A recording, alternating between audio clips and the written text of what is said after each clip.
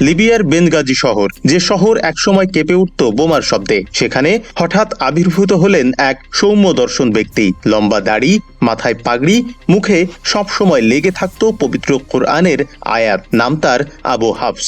অল্প দিনেই তিনি হয়ে উঠলেন শহরের বড় মসজিদের ইমাম। কিন্তু আপনি কি জানেন, যাকে ঘিরে হাজারো মানুষ নামাজ পড়ত, তার আসল পরিচয় কোনো ধার্মিক মুসলিম ছিল না। শোনা যায় তার আসল নাম ছিল বেঞ্জামিন এফরাইম, আর তিনি ছিলেন ইসরায়েলি গোয়েন্দা সংস্থা মোসাদের একজন তুখোড় এজেন্ট। আজকের ভিডিওতে আমরা উন্মোচন করব বেনগাজির সেই রহস্যময় আবু হাফসের আসল কাহিনী। ইমাম থেকে গুপ্তচর, কি ছিল তার আসল মিশন?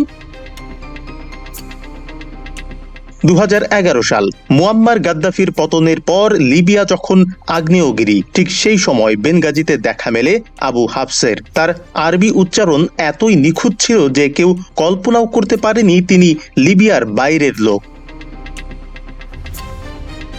তিনি নিজেকে কোরআনের হাফেজ এবং হাদিস বিশারদ হিসেবে দাবি করতেন। তার জ্ঞান আর বিনয়ী আচরণে মুগ্ধ হয়ে স্থানীয়রা তাকে মসজিদের খতিব মনোনীত করেন। ধীরে ধীরে তিনি এতটাই প্রভাবশালী হয়ে ওঠেন যে লিবিয়ার বিদ্রোহী গোষ্ঠীগুলোর মধ্যেও তার যাতায়াত শুরু হয়। এমনকি তিনি নিজের একটি সশস্ত্র দলও গঠন করেন, যা আবু হাফস গ্রুপ নামে পরিচিতি পায়। কিন্তু দেয়ালেরও কান আছে। 2017 সালের দিকে হঠাৎ করেই সামাজিক যোগাযোগ মাধ্যম এবং কিছু সংবাদপত্রে দাবানলের মতো একটি খবর ছড়িয়ে পড়ে। দাবি করা হয় লিবিয়ার নিরাপত্তা বাহিনী আবু হাফসকে গ্রেপ্তার করেছে।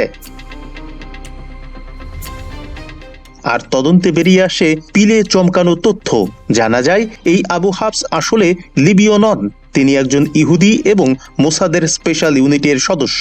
তার লক্ষ্য ছিল লিবিয়ার বিশৃঙ্খলার সুযোগ নিয়ে জঙ্গি সংগঠন আইএস বা ইসলামিক স্টেটের ভেতর অনুপ্রবেশ করা এবং তথ্য সংগ্রহ করা। কিছু প্রতিবেদনে তো আরো ভয়ঙ্কর দাবি করা হয় তিনি নাকি আইএস এর মাধ্যমে লিবিয়ার তেল ক্ষেত্রগুলোতে প্রভাব বিস্তার এবং প্রতিবেশী দেশগুলোতে অস্থিরতা ছড়ানোর মিশনে ছিলেন। তার অধীনে থাকা 200 যোদ্ধার দলটি আসলে ছিল ইসরায়েলি এজেন্ডা বাস্তবায়নের একটি ঢাল। তবে এখানে একটি বড় প্রশ্ন থেকে যায়, এই খবরটি কি শতভাগ সত্য?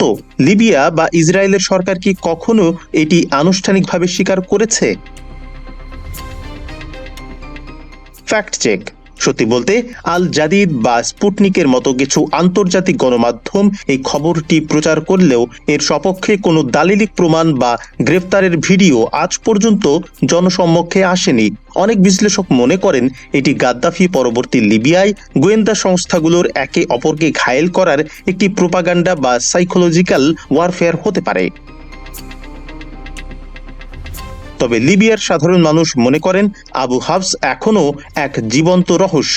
একজন অমুসলিম হয়ে কিভাবে তিনি মসজিদের মিম্বরে বসে খুতবা দিলেন তা নিয়েও আজও চায়ের কাপে ঝড় ওঠে।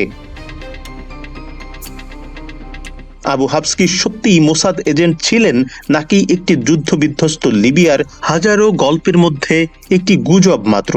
সত্য যাই হোক, এই ঘটনা আমাদের মনে করিয়ে দেয় যুদ্ধের ময়দানে শত্রুর চেয়েও বড় ভয়ঙ্কর হতে পারে ছদ্মবেশী বন্ধু। আপনার কি মনে হয়, আবু হাফস কি সত্যিই একজন তুখোড় গোয়েন্দা ছিলেন?